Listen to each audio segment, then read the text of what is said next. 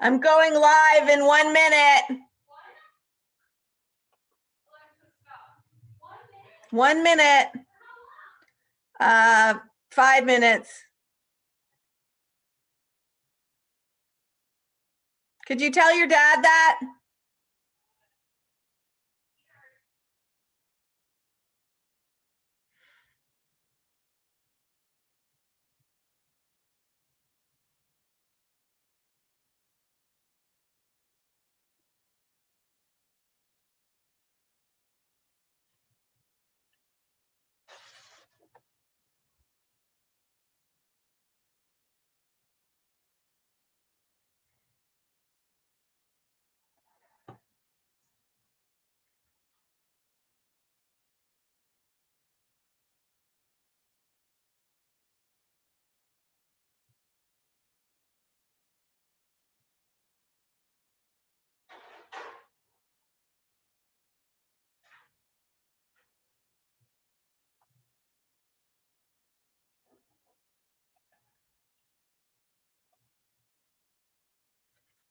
Hi, everybody. I'm Carrie Weber. I'm the Executive Director of the Fairfield University Art Museum, and it is my great pleasure to be with you this afternoon for our second program in conjunction with the Greenwich Audubon and Fairfield University Art Museum.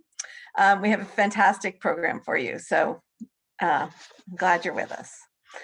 Shortly, we're going to see a video which Ryan MacLean of Greenwich Audubon recorded earlier of a group of sculptures which are installed on the Fairfield University campus on the lawn in front of our library.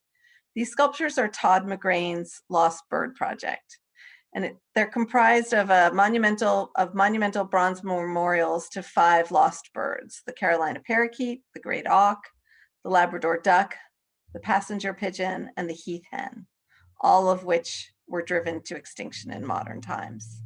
This outdoor presentation of McGrain's birds will be on view until late August of this year, so hopefully you'll get to see them as you drive through campus when it has opened up to the public sometime in the hopefully near future.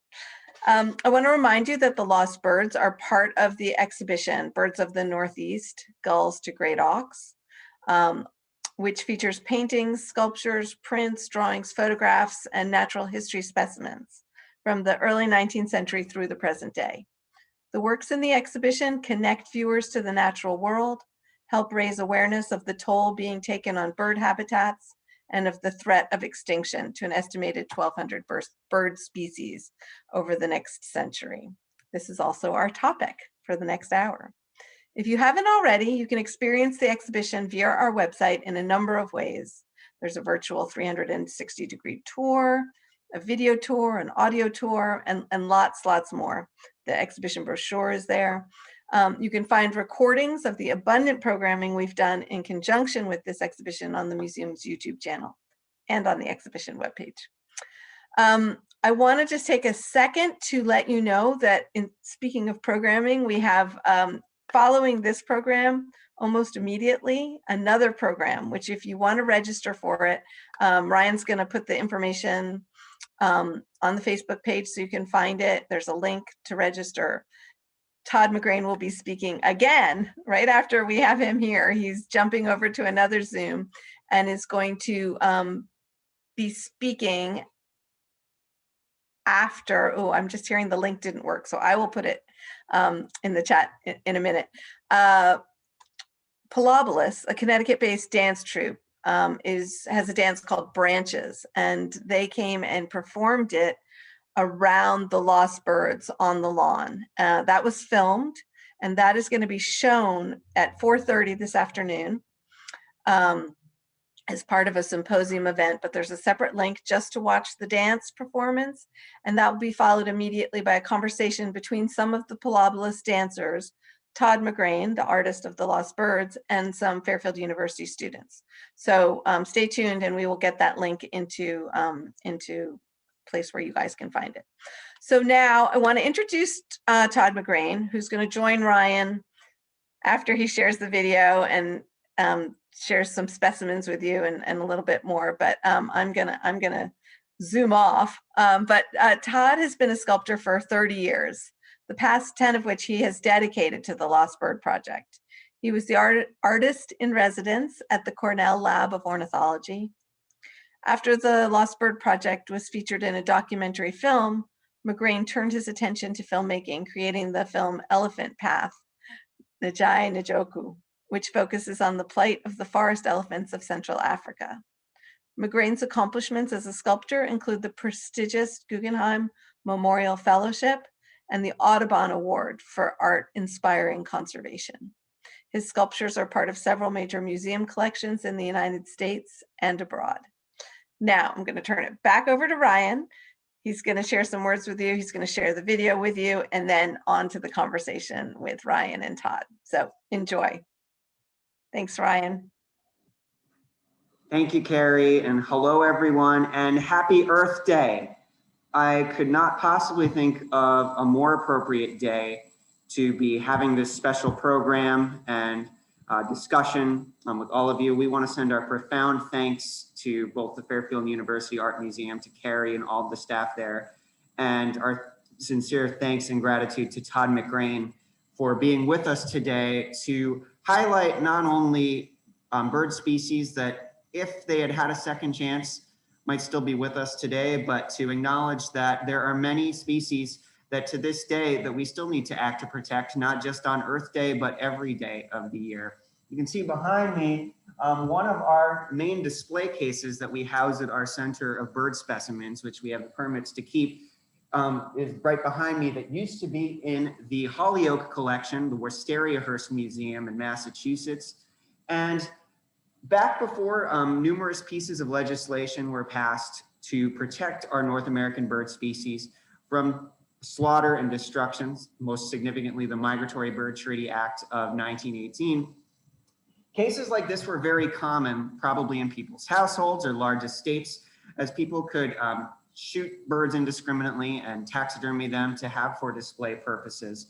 But now some of these exhibits and displays of specimens that are well over 100 years old are serving in our museums and nature centers for educational purposes, not just on the natural history of the birds that live to this day, but ones that we lost, such as the bird that you actually see over my shoulder, which is one of the birds you'll be hearing about in the video of Todd McGrain's Lost Bird Sculptures. That is a rare specimen of the Heath Hen, a bird that a couple hundred years ago probably roamed around some of the open fields of Greenwich, Connecticut and Fairfield County, Connecticut. And it's to this day that we are still sounding the alarm on the fact that we stand to lose so much of what we hold near and dear to us in the natural world. Many of you are likely aware that 2 years ago in 2019, Audubon published its climate report, which stated that 2/3 of North American bird species, that's 389 species of birds, are at the increased risk of extinction due to climate change, other conservation factors. So it is for these reasons alone that we don't just look at these sculptures that we are learning about today as memorials to these birds, but as a reminder that we don't want this to happen again. And we can take action just in small, simple, meaningful, and fun ways to be able to protect our bird species. So now I'm happy to show you all the video that we put together from our lovely visit to the Fairfield University Art Museum, which we thank all of the staff there for accommodating us for. Currently, as Carrie mentioned, the campus and museum is still closed to the public. You can register to view the Birds of North America exhibit virtually, but this is a special opportunity to show you all these sculptures. And we had such a beautiful day on Wednesday to film this, just as spring migration is probably picking up. So now we are going to show for you our virtual tour of Todd McGrain's Lost Bird Sculptures.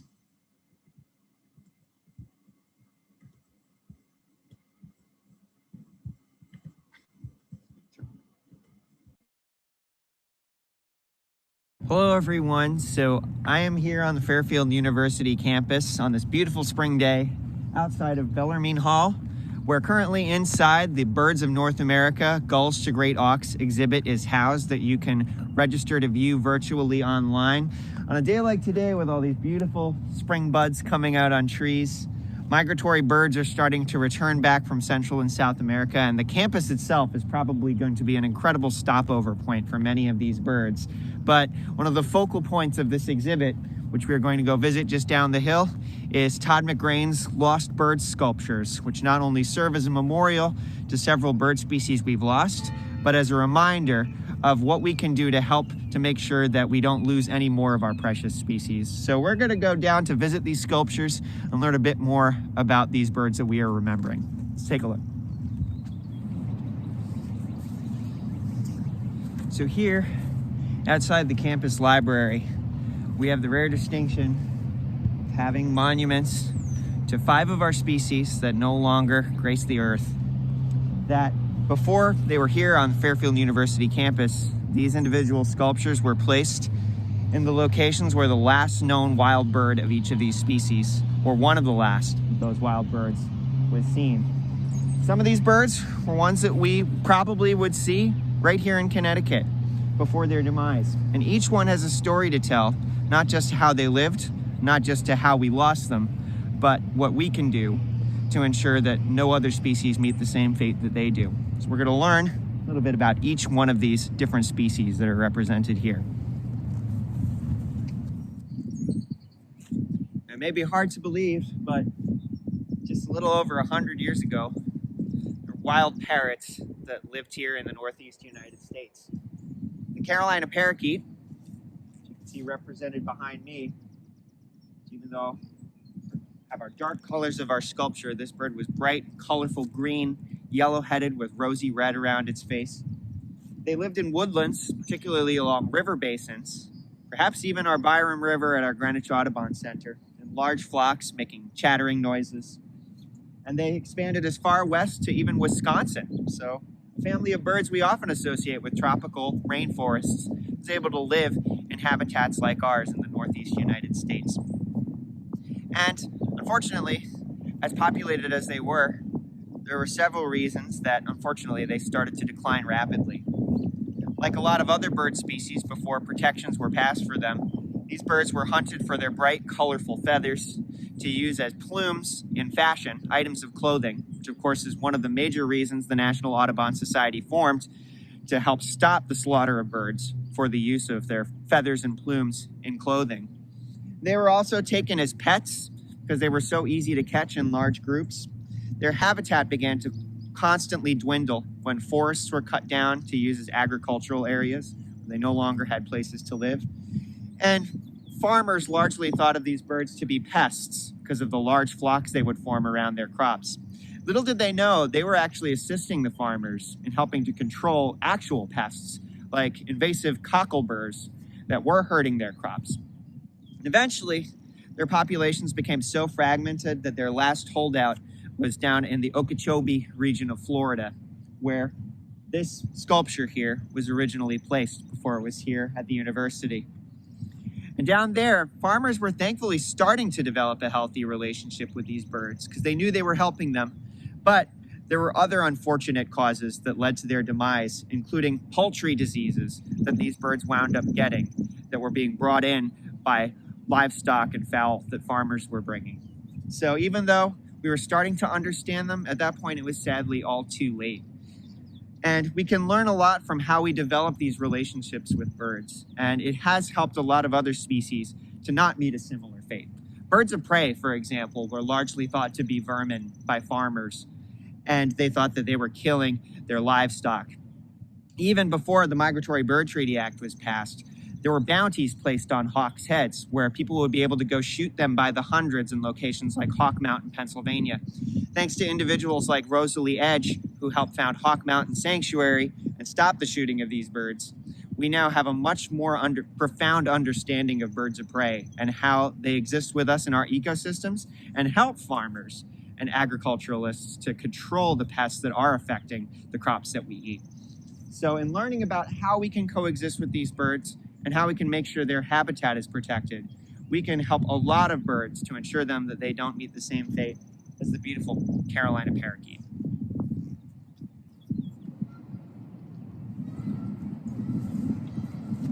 It's almost impossible to fathom that we could lose a species that was once one of the most populated birds in the United States, and people would see in flocks of millions flying over their heads. That's unfortunately exactly what happened to the passenger pigeon. as you can see behind me. These birds were once so numerous that they used their flock sizes of sometimes millions at a time to help to outcompete other creatures that were eating the same food sources they were looking for, like acorns or beech nuts.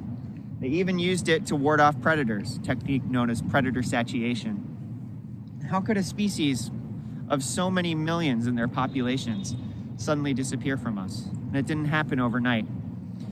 They were easily hunted in the 17 and 1800s, and their large flock sizes made it easy to take out large quantities of them. But by the 1800s, boom of railroad and telegraph line construction made it even more open season for these birds. People could kill them as indiscriminately as they wanted to, even at their nests, which on one tree limb that could probably house up to 12 passenger pigeon nests. They got to the point where this shocking decline helped to finally get our federal legislators to take notice. Congressman John F. Lacie passionately pleaded, using this bird as an example on the House floor, to finally pass laws that would conserve our vulnerable species and our open spaces in the United States. And that finally led to one of the first pieces of conservation legislation on a federal level, the Lacie Act in 1913, serving as a precursor to laws such as the Migratory Bird Treaty Act. Now, you might think with what we have in place today, it would be very hard for another kind of species to meet the same fate as the passenger pigeon, but it's nearly happened. A small species of songbird that migrates through the Midwest, the Dixisel, which we occasionally see here in Connecticut, nearly met that same fate because their migratory routes through farm fields, both between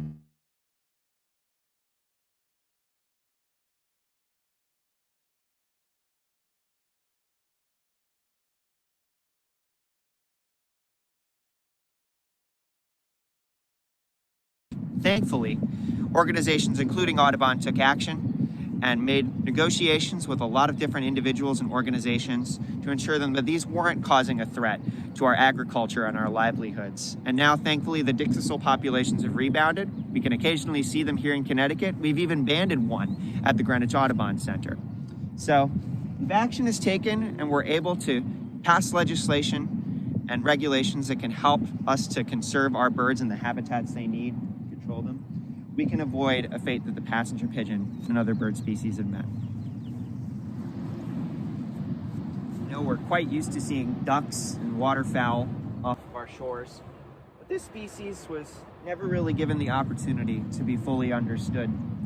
The Labrador duck, which as the name suggests likely lived off the coasts of the Labrador provinces of Canada, was already scarce by the time that European settlers arrived in North America. They were nicknamed the sand-shoal duck because they were thought to hunt for shellfish and mollusks in shallow waters off the coasts in the Atlantic, like some duck species like common eiders still do today. Got a killdeer flying overhead. But with a species that has such a specialized diet, they're going to have a need for supply and demand of their food, which can sometimes grow more scarce. If they lose their food or their habitat sources, it can be very difficult for these birds to rebound. With the introduction of humans, hunting also becomes another issue. It isn't even known how these birds nested or where they nested. It was known that they would migrate, like other ducks, to spend the winter in areas like the Chesapeake Bay. But interestingly, the last known specimen that was collected of this bird, which is where this sculpture stood, was in central New York on the Pennsylvania border near the town of Elmira. It was in December of 1878, a young boy decided to take a shotgun out after a major winter storm blew in from Newfoundland. And he shot a duck on a river basin, the Chemung River, that looked like it had a white head, blackish body. He brought it home, and some people were shocked to see what he found, because that was the last known specimen of a male Labrador duck that was collected. So this species never really even had a chance for people to understand its conservation history and its survival. But we know to this day that many waterfowl species still use vital sources of food, including right here on Long Island Sound. Species like the long-tailed duck, which migrates from our shores every winter back to the Arctic tundra to breed, relies on the same mollusks and shellfish that this bird probably ate. And in Long Island Sound, sources of food like plankton will form large blooming pods in the early springtime, usually timed right around when these birds are heading back north. However, due to warming waters and climate change, the timing of these plankton blooms is occurring much more unpredictably. And sometimes it won't be timed with when these birds are migrating back north, which creates quite an imbalance for when these birds are going to be able to find those sources of food that we need. So that's why protecting our sound, protecting our coastal waters, protecting the food sources that are in Long Island Sound are helping us to establish a much better understanding of our waterfowl populations so that all of our other species can have a second chance. This towering, almost dodo-like bird could have been inhabiting the same waters as the Labrador Duck was in the North Atlantic coast. The great auk was our largest, most powerful member of the alcid family of largely seaborne diving waterbird species that includes puffins, razorbills, murres, and other species that would breed on rocky islands off of the coasts and spend most of their other months of the year out on the open waters of the ocean hunting for fish. By the 1700s, this bird was already starting to experience issues on their sea island colonies where they would nest in colonies of up to hundreds of thousands. Polar bears would start accessing their island. But once settlers and humans started to arrive, hunting became a major issue for this species. They were valued for their meat, their eggs, and their feathers. And even by 1775, the Nova Scotia government drafted legislation to stop the slaughter of these birds because of their decline. But fishermen could still hunt them to use their meat as bait, which led to an even higher desire for these birds. By 1844, the last two individuals were collected in Iceland, and this sculpture stood towering over the rocks of Fogo Island, Newfoundland, where it was likely that hundreds of thousands of these birds likely nested along the shores with their cousins. Now, some of their cousins nearly suffered the same fate of this bird. The Atlantic puffin nearly went extinct in the 1900s along our coasts of the United States because they were being hunted for food until the passage of the Migratory Bird Treaty Act in 1918. They used to live in colonies of hundreds along the coasts of Maine, rocky shorelines, but had nearly been decimated because of this overhunting. Thankfully, because of individuals like Dr. Steve Kress, who founded Project Puffin, he had the desire to reintroduce puffin colonies back to the islands off the coast of Maine. He decided to, by trial and error, transplant puffin chicks from islands in Newfoundland and Canada to Eastern Egg Rock, the mid-coast of Maine, where they had once historically nested, because he had learned that puffin chicks will know to come back to the island they're born on to have babies of their own. Through trial and error, didn't see any chicks return at first, but then they decided if they thought there were other puffins there, they might want to return, which led to the revolutionary use of wooden decoys of seabirds like puffins, which did attract these birds to those islands once again. And then, by trial and error, on July 4th, 1981, they observed an adult puffin carrying fish back from the ocean, carrying them under a rock burrow of the island, and come out without fish in its bill. The sure evidence that a baby puffin chick was under those rocks for the first time in nearly 100 years. Now to this day, you can go to Eastern Egg Rock and view by boat the hundreds of puffins that live on that island and call it home. And those methods are being used to help seabirds all across the globe to this day. So if we continue to help these birds by utilizing methods that will help restore what was once taken away by people, we can give the ancestors of the great auks a second chance. In the 1700s, at least 3 property deeds for the town of Greenwich alone referred to what they called hen fields. Now, it wasn't for hens like chickens that farmers were keeping.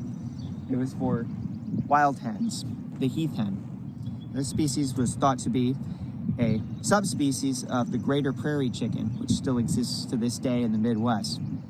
This bird was once so numerous in our region that servants of workers would often complain that they were being fed Heath Hen more than 4 days a week. These birds were hunted so much for their abundant food source, and that combined with the loss of their habitat led them to eventually be restricted just to the island of Martha's Vineyard by the 1800s. By 1896, only 50 of them were left.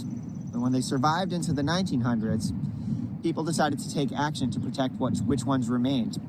Refuges were established for them, some of the first of their kind. Reintroduction efforts ensued, and there were hopeful signs. Eventually, there were 2,000 birds on Martha's Vineyard in these refuges. But unfortunately, due to a combination of human factors, such as fires in their habitats, introduction of predators, and eventually poultry diseases that were introduced, ultimately led to their demise. This sculpture stood in one of those fields in Martha's Vineyard where hundreds of years ago you would hear their extremely haunting lekking calls in their fields. And to this day, game birds are extremely vulnerable to hunting and habitat loss. Ruffed grouse used to be an extremely common species in our region, but due to habitat loss, climate change, and the lack of the food sources that they need, and overhunting, they've gradually moved farther north year after year. Out west, where these birds still have living counterparts, the greater prairie chickens and greater sage grouse, sagebrush habitat is under constant threat of development for use in energy purposes. The greater sage grouse in particular has been in danger of being added to the endangered species list because their populations have plummeted from the millions down to about 400,000. In 2015, there were hopeful signs that they wouldn't have to be added because a lot of their habitat was then protected. Just a couple years later, many regulations were lifted on their sagebrush habitat so it could be used for energy purposes and development. So as of this day, their status still remains uncertain, but is yet another reason why organizations like Audubon and conservation organizations need to continually act to protect these bird species so that their habitat remains intact, their food sources remain intact, and they can continue to thrive for future generations. So those are just 5 examples of species that, if they had had a second chance, would still be able to grace our planet and to enrich our ecosystems.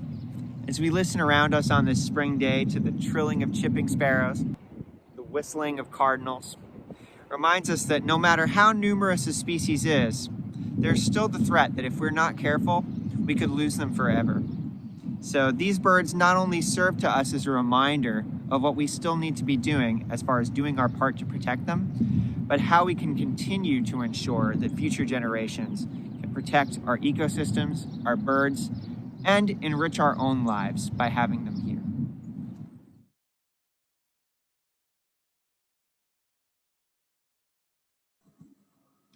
Once again, we want to send our utmost thanks to the Fairfield University Art Museum for allowing us the opportunity to come film that segment to show all of you. And it's haunting, especially, I had told this to Carrie before, but right when I mentioned this being a memorial to birds we lost, the church bell on campus rang. It's a haunting and eerie reminder that these are species that could have had a second chance, and we still have species to this day that we as humans need to continue to act to be able to ensure that they have that chance.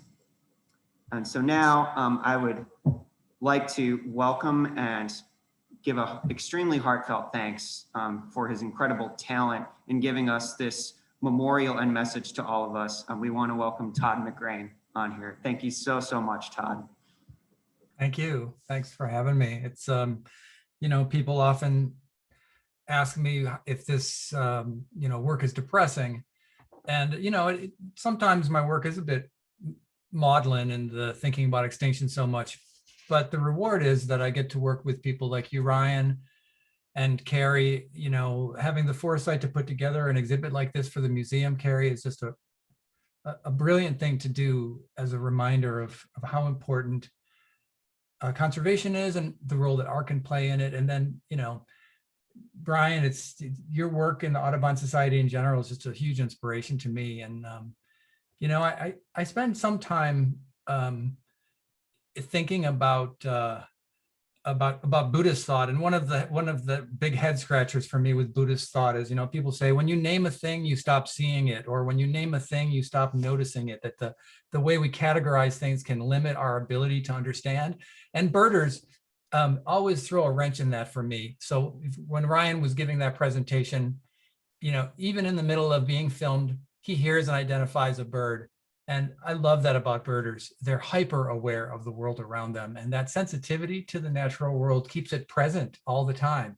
And that closeness to to, you know, our avian world is really touching to me. And if we could just stay that close all the time, that sort of connectedness to the natural world, we would do so much better in general. So thank you, and thank you, Carrie, both for the warm welcome and the also very nice video. One point of clarification, that the sculptures that are on the Fairfield campus are a second edition. So the first edition sculptures are still in their original locations. They're permanently placed there. So if you want to really be the Lost Bird Project super fan, which we've got a few of, you head out and find them all. And there's a new one to the 5, a 6th bird, the Eskimo Curlew Memorial that I just put up in on Galveston Island, Texas. So the project continues, and hope it continues to do the work it should be doing, which is exactly what Ryan said. You know, if we don't forget, we're less likely to be willing to lose more. So remembering is a kind of respect and a call to action. There's a real callousness to forgetting, and we need to fight that off. I could not agree more, Todd. And I will also encourage everyone to watch and view a wonderful video discussion you did with the Fairfield University Art Museum earlier when this exhibit opened. You, in that video, I won't give too much away, you told some incredible stories about some of the events and celebrations even that you had around these sculptures in their locations. And one in particular for the species that's behind me, the Heath Hen on Martha's Vineyard. I found that incredibly touching. So I think people watching would love to hear about that one in particular. You know, the event on Martha's Vineyard was fantastic. And I would say that that's another example of, you know, in this era, it's quite easy to be depressed. You meet people and you say, oh my God, am I depressed? Everything seems so awful. The folks who aren't depressed are the people who are really engaged. You know, it's the through engagement, finding meaning, and then finding hope and ambition is really inspiring to me. And the Martha's Vineyard opening had a bunch of that. You know, it's in the research is so fun. We were at the Martha's Vineyard Museum, and my brother-in-law and friend and sometimes partner in the Lost Bird Project, Andy Stern, was leafing through a big almanac, and he came upon a little caption connected to the Heath Hen, and it said that the call of the Heath Hen was the sound of blowing over the top of a 3 drachm apothecary bottle. So, you know, Andy,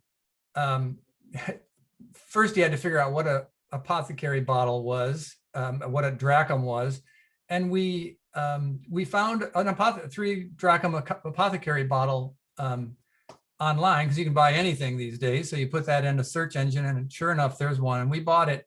And then we tested it against as many bottles as we could, and we found out that the pitch was the same as the small San Pellegrino bottle. So we drank a lot of Pellegrino, collected a lot of bottles, and we put these Heath Hen stickers, and we brought them to the opening. And we all sat together and closed our eyes and blew over the top of the bottle. And we made the sound of a large flock of passenger pigeons, or I'm sorry, of Heath Hens, sort of greeting the morning. And it was really moving. As kids blew across the bottles, the one voice would come in, another voice would come in. It really did sound like a flock. It was very beautiful event, and made me think of another very sort of unusual and of course unproven story, but I'll put it out there anyway. You know, Bartholomew Gosnold, who came to Martha's Vineyard and named Martha's Vineyard after his daughter, Martha. When he returned to England, he told stories about Martha's Vineyard, and he wrote about Martha's Vineyard in North America. You know, in the 1600s in England, North America was quite exotic and very interesting. And he wrote in The Tempest this line, which many people think is connected to the Heath Hen. He wrote, "Be not afeared, the isle is full of noises, sounds and sweet airs that give delight and hurt not. Sometimes 1,000 twilinged instruments will hum about mine ears, and sometimes voices that if I then had waked after long sleep, will make me sleep again. And this notion of a humming and singing island, many people think that was Martha's Vineyard in the morning with large flocks of heath hen, starting the day with that hypnotic sound of blowing over a bottle. And that's the idea that the natural world inspires beauty and artistic engagement is also really fascinating to me. So we also we performed some of the songs that Brian Wayland, who teaches on Martha's Vineyard, wrote for a musical about the heath hen and Big Ben, Booming Ben, the last of the heath hens. And we also I was also very moved that at the Wampanoag powwow, a man from the Pacific Northwest came, named Keith Sharphead, and he danced a dance that he was told to learn in a dream, and it's the prairie chicken dance. It's a hen dance, and it's become a very competitive dance in powwow, and he danced it there. And in that dance, it's rooted in the movements of the prairie chicken, which is subspecies, or the other way around, the heath hen subspecies of the greater prairie chicken. And seeing that dance performed on the island was just really touching. And I hope in 2023, we're scheduling some events for Martha's Vineyard again, and hoping to get Keith back and dance and help bring back the heath hen in a way, in a sort of spiritual, expressive, artistic way. All of those things connected to the kind of dedication of that sculpture made that really meaningful, really beautiful event to have that sculpture placed there. That's an unbelievable way of bridging what you have done so well, and bridging art and this major conservation message that is affecting, as you can see in the photos, including the one I just showed of you showing a young girl how to blow into the bottle like a heath hen, and show younger generations just how meaningful and how special a lot of these creatures were. I am very excited to hear that there's now a sixth member of that family of lost bird sculptures. I'm curious to know where the Eskimo Curlew sculpture is now, and what was the experience like adding that new addition to this collection? Yeah, that was compelling, because there's some, with the end of any species, there's always a number of stories about when was the last one seen, and where was the last one seen, and or may they even still be around. And in some cases, some of our lost birds may still be around, but normally that would be birds that have very isolated populations, that maybe there's a small group somewhere that is a remnant population. With a bird like the Eskimo Curlew, it was a migratory bird, had a big presence. It would have been in Connecticut on its way back north. Was hunted out, and the last really good documented sighting was on Galveston Island. So the Galveston Island Tourist Council contacted me, which is an interesting way in. But in fact, the bringing environmental activism into tourism is not a bad way to get more and more people interested and get people to destinations. So we put the sculpture in the state park, Galveston Island State Park. And it's a bit larger than the others. And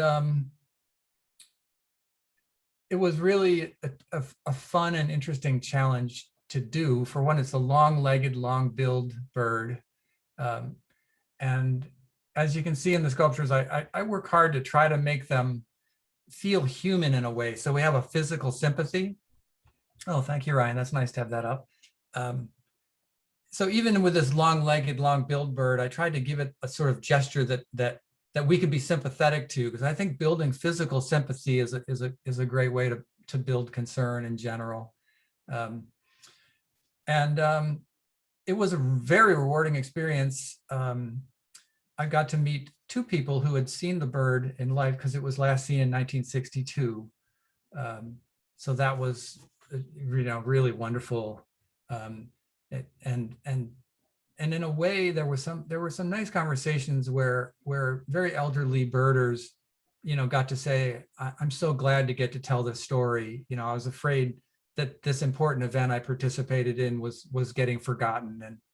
And this sculpture is right near where the bird was seen, and it gives a kind of historic, I think of them a bit as pilgrimages, just a chance to go hike to a place and reflect. And I try to be as respectful as I can to the geography so that they really fit into the landscape, and that the places they draw people to is a place that the community wants some attention drawn. So we're not just sort of cluttering up these places, but making for meaningful destinations and reflection. Then collaborating with people who live in the community who can add to the meaning of the work is important. There we are installing. It's quite a project every time. It's a big undertaking to get everything to work right and to get the funding in place, get the communities involved. But it's really nice when they start from the grassroots, which this one did. It started from the community reaching out to me, which is a good start, easier than when I'm reaching out to a community. Because sometimes, like with the Labrador Duck, there was no one in the town that knew the story. So I was really bringing that story to the town of Elmira, trying to convince people that it was important and relevant, which I'm glad they did decide that.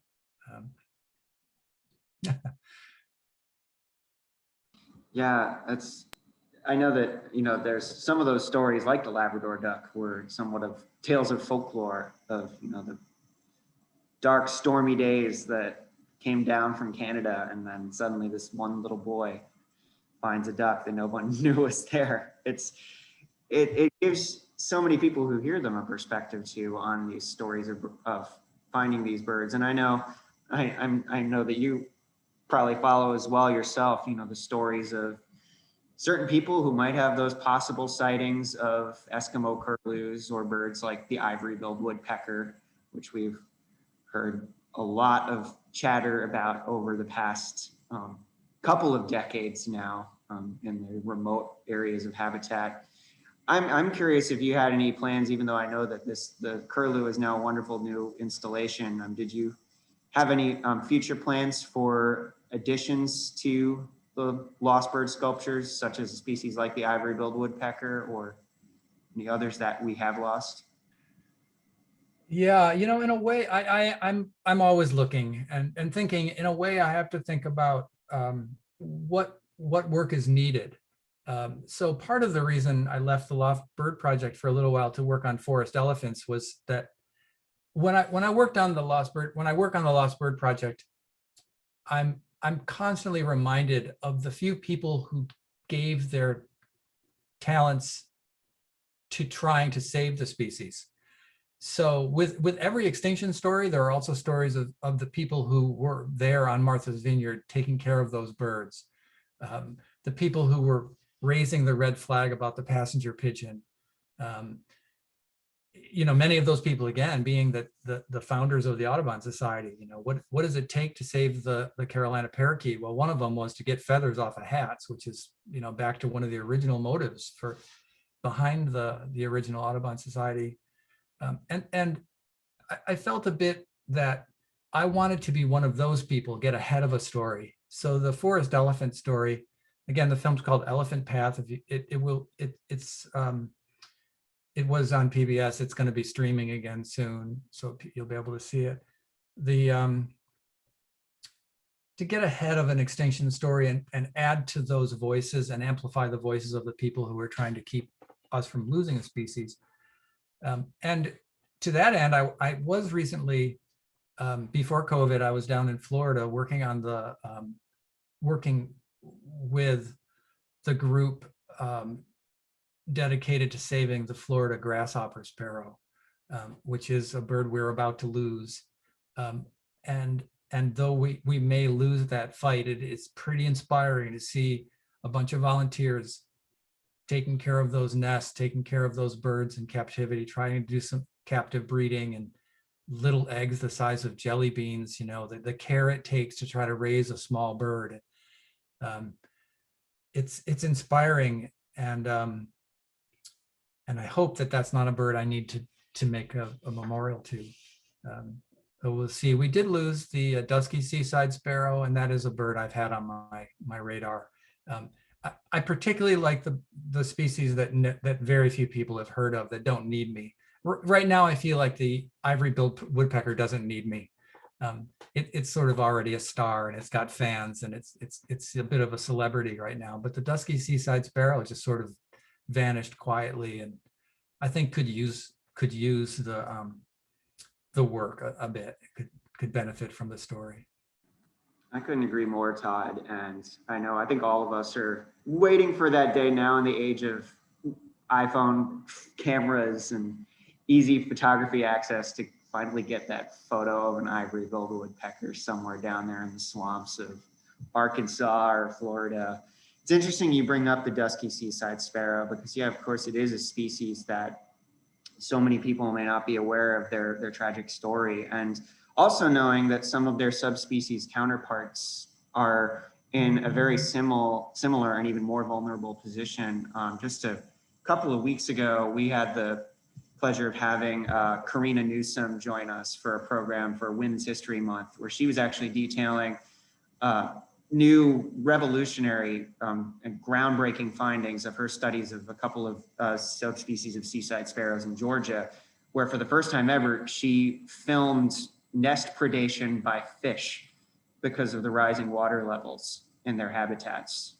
We will post the link to that video in the chat section as well. But just knowing that, you know, a subspecies like the dusky seaside sparrow met that fate, and there are some that, because so many people aren't aware of them, that could easily happen again. So it's a major part of why this project has been so effective and meaningful, is being able for you to tell these stories of lost voices that truly need it. Yeah, that's an amazing story, and one that really points to the interconnectedness of all of our environmental concerns. And lately I've been wrestling with the idea of what our role in this fight is, and I'm becoming less and less a fan of the notion, and I'd be interested to hear your thoughts on this, about being a steward, like the notion of being a steward or the shepherd over the flock. It turns out that we make really lousy shepherds over the flock, that we need to think of ourselves as part of the flock, and how we draw those connections. So that crazy connection of, if sea level's rising and fish are coming up and ground nesting birds are more at risk of fish predation, you can see how all of that is connecting, so that our wrestling with carbon emissions, wrestling with climate change, the way it reverberates over the entire system, and how directly that affects us. We are different than other animals, but we are most certainly fully dependent and interrelated to all of them in the environment. And how that shift from sort of you know, from shepherd to being part of the flock, I think we need to sort that out. I couldn't have said it better myself, because we are all stewards of all of these bird species that we're continuing to help to protect. You know, talking about people like Dr. Steve Kress and his work founding Project Puffin, and new generations of people that are still out doing that work.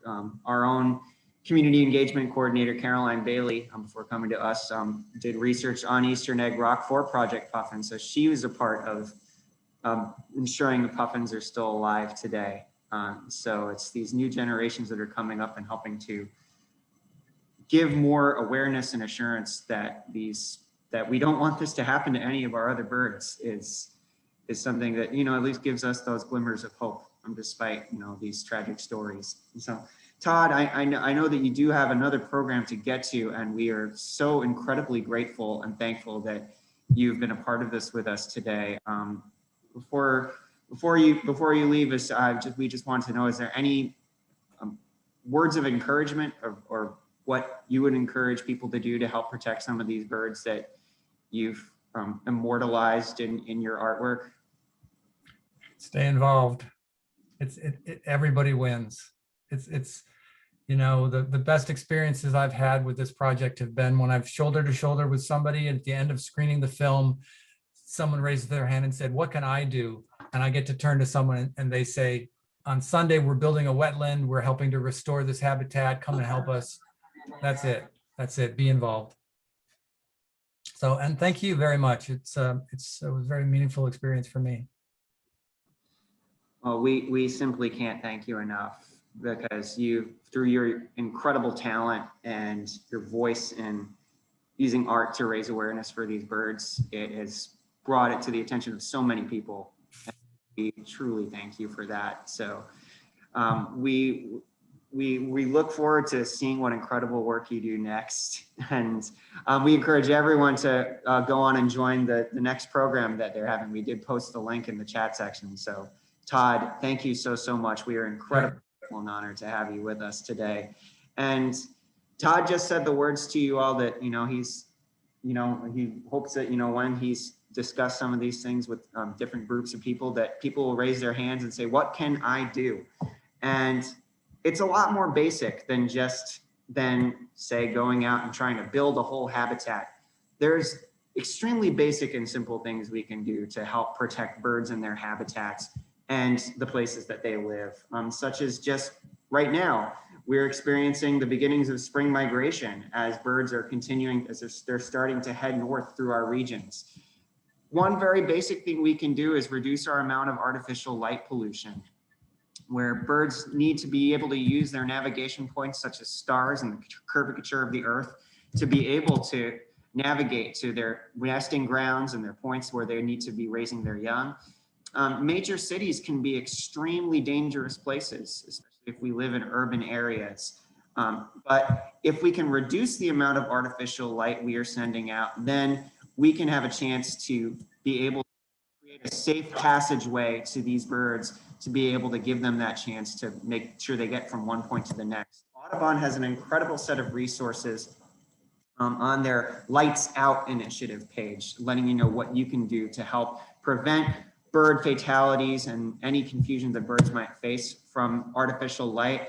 There's hopeful signs that even, cities and city legislatures are taking action themselves. Recently, we got the great news that the city of Philadelphia agreed to an initiative that just started on April 1st, where they're going to be reducing their amount of artificial light for the sake of helping migratory birds. We also encourage you to continue to look at Audubon's websites for our pages involving climate initiatives and what you can do to help reduce our carbon footprint, because as we've said, so many of our bird species, half of our North American bird species, are in danger of extinction because of the threat that climate change poses, because certain birds need certain habitats, certain food sources to live, like the great auk we mentioned, like other species that are still vulnerable to extinction.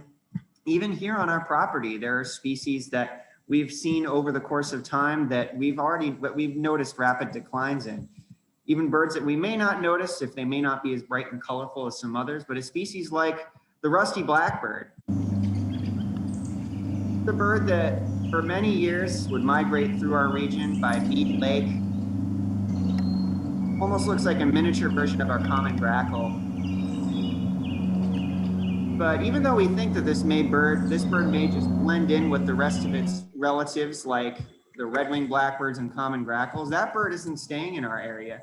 They're going all the way up to the Canadian boreal forests near the Arctic to breed.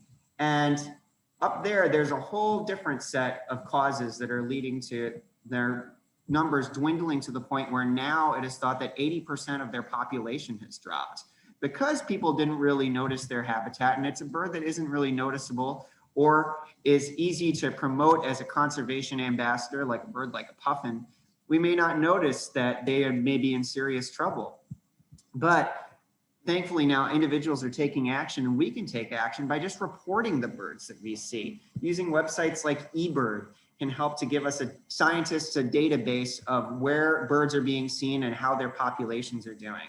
And that has largely informed a lot of Audubon's work that you can view on websites such as Audubon's Climate Tracker, because North American bird species, we've been able to project over periods of time how we can view how climate change is going to affect them and how they're going to be moving their ranges and their habitats north.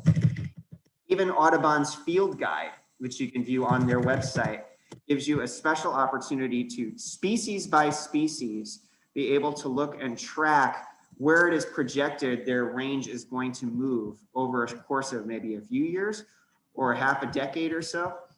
Even looking at a species like the rusty blackbird, which we just looked at. If you go down below, you can get a wonderful sense of their natural history, their behavior.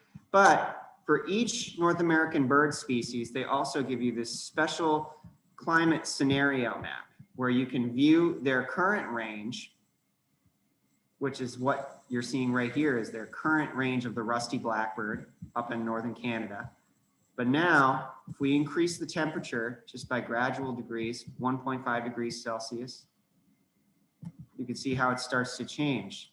And the red indicates what range they could lose if they don't have the type of habitat they need. With warmer climates comes less of an ability for certain plants and trees and their bog habitat to thrive. Acid rain has also greatly affected the bogs that they live in Canada, which has been another major cause of their demise. Another 2 degrees. See how much more of their range they've lost. Now 3 degrees Celsius. Look how much more marginalized their range becomes. So these maps and these indicators can show, and you can use on any of these bird species in North America, can show you just how much we are projected to lose of these species if we don't take action. So it's a reminder to all of us that for species like the rusty blackbird that calls us home, or ancestors of some of our other species that we saw in Todd's exhibits, such as for the great auk, we may not have the giant towering great auk anymore, but we still have species like puffins. But we do have some of their smaller cousins, like for instance, this one right here, the dovekey, which is only smaller than a robin. This species still lives on rocky coastlines in the northern reaches of Canada, the Atlantic, but they're in trouble as well because like some species like the Labrador duck, if they don't have their food sources readily available to them, then they're going to need to start finding other food sources which may not be as nutritious. With rising temperatures, their hotspots for food are getting too hot. So it has been proven that through a lot of research, some of the food that they like to eat isn't able to survive in warmer waters. They heavily rely on small little crustaceans called copepods, which with warmer waters are harder and harder to come by. So they'll have to look for other kinds of fish, which may not be as nutritious. Now, how do we know that taking action has proven success stories? We heard that with the puffins, but even though we have these dire predictions and warnings to us all that if we don't act, that we could have other lost birds, there is proof of success in what we've been able to achieve. Even though those predictions have shown that we've lost maybe 1 in 4 of our birds over the past 50 years, 3 billion individual birds, there have been success stories of certain families of birds, like raptors, for instance, have had a 1.8 million increase because people took action to help protect them in the 1970s. In the 70s, some of our species like the bald eagle or our fastest animal on the planet, the peregrine falcon, were in danger of extinction because DDT had nearly wiped out their populations. It had worked up the food chain so that their eggs were too thin to hatch. But thanks to realizing this, taking action and banning DDT, individuals also started raising some of these birds in captivity, such as Dr. Heinz Meng, who was a professor at SUNY New Paltz and Falconer, who got the revolutionary idea to breed these birds in captivity. He was the first person to ever do so and subsequently release them into the wild, where gradually now you can come to our hawk watch in our fall and see these birds as they migrate south overhead. So as we continue to understand what we can do for these birds, we are learning more every day, but all of us, as Todd said to us earlier, are stewards and protectors of the planet and the birds that live in it, and ourselves as we continue to navigate through this constantly ever evolving and changing planet together. So once again, we want to thank Todd for being with us today.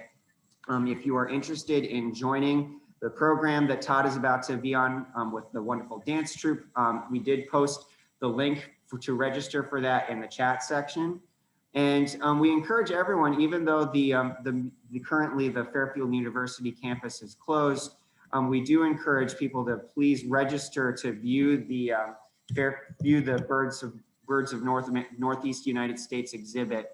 You can view it virtually and see some of the amazing pieces of the exhibit, such as a great ox skeleton and other incredible artifacts that are a part of this wonderful, wonderful initiative that we have been so incredibly grateful to partner with Carrie and the rest of the individuals at Fairfield University Art Museum for. So once again, thank you, Carrie. Thank you, Todd. Thank you, everyone at the Fairfield University Art Museum, Fairfield University.